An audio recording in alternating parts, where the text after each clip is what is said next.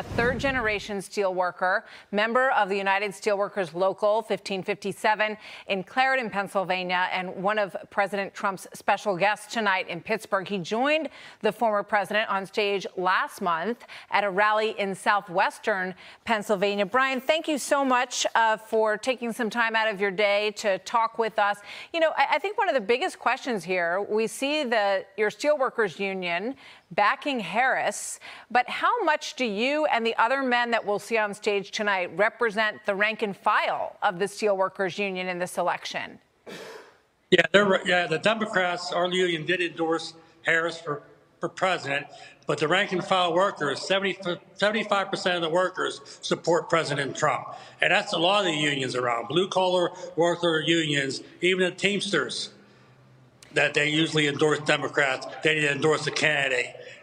But their rank and file is mostly for President Trump. Yeah. So and that's true, and the UAW is true for the Teamsters, is true for the steelworkers. Most people that are in these unions actually have been rocking with Trump, and for good reason. It's because he was the one that actually saved them and saved their industries with his tariffs, which is one of the reasons why we know that tariffs work.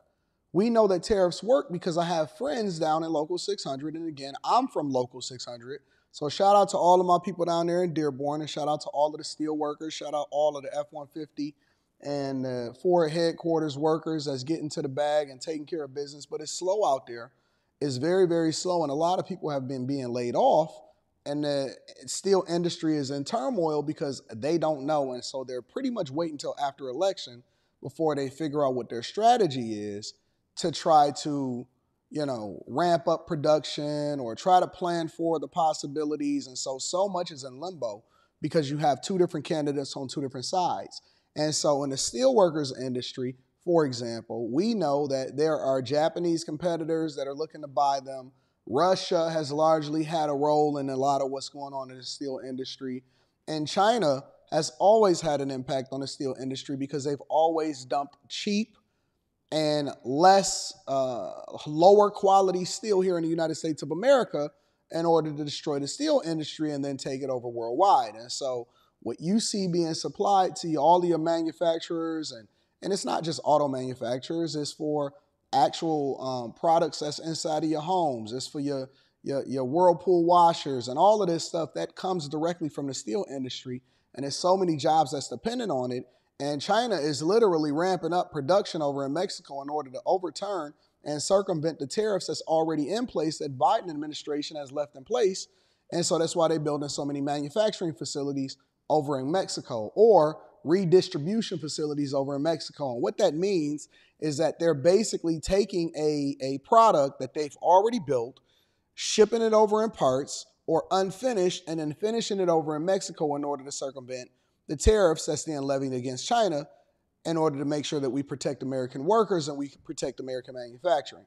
So it's a weird situation to be in, but I could see why the majority of UAW members, Teamsters members, steel workers are for Trump. Absolutely. Pay dues to the union, the leadership does their own thing, and then the rank and file workers are 75%, you say, of a very different mindset. So how does that play out? You know, do the workers do their own effort to try to get out the vote and try to outbalance what the leadership has done? It's kind of hard because the international and the union, they want us to vote Democrat. They push for it. Yeah. That's why I try to get the message out there. I started the Steelworkers for Trump on social media, and it took off. And I got 2K members in less than 2 months since I started it. So I'm trying to get the word out. But like I said, a lot of them are tired of the Democrats because they promise stuff like the tariffs. No Democrat president ever put tariffs on steel to help the steelworkers out. When President Trump was elected in 2016, he put tariffs on, and that kind of saved the steel industry. He did. So tell me about, you know, that clearly is one of the main reasons, right? It's policy and the impact on your jobs. What are you seeing as you spend time in your town and at work? Pennsylvania, by all accounts, is completely tied. At least that's what the pollsters tell us. What do you think is the reality? I think if all the blue-collar workers get out and the unions get out, and then President Trump will be elected president, because I think majority of them will vote for President Trump. And I know some people that were conflicted all the way up until today, election day, that has worked for places. And a lot of the ones that are conflicted for reasons that has nothing to do with them, but it's for outside forces. I come from an environment where a lot of my family members are still involved in the steel industry, and they are conflicted.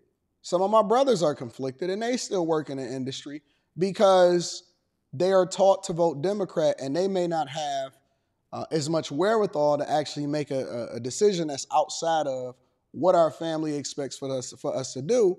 And so they have been taught to vote Democrat their entire life. Religious people working blue-collar jobs, all of that, taught to work Democrat, and they conflicted. And so all the way up until election day, they reserved their vote. They didn't vote early. They wanted to live with it because they know what's best for them, but then at the same time, they know what's being set up against them as far as, are you going to be ostracized?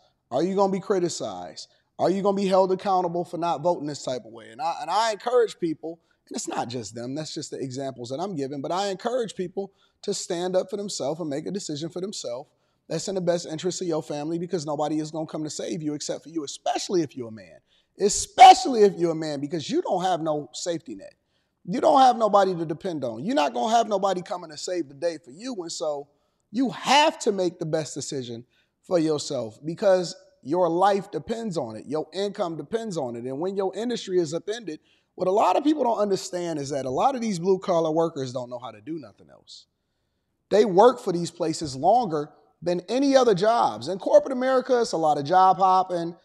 In technology and STEM fields, you don't stay any more than 2, 3, 4 years unless you really just like that company or you got something else going on.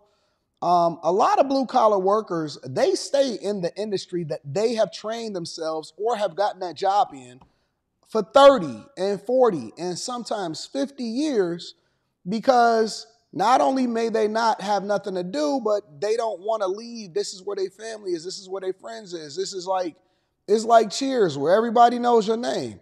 And so to have those industries shut down or your friends and your family and all of that, it's like it's real life for them. It's deeper than that. See, if we in corporate America, we expect, you know what I'm saying, for there to be ups and downs.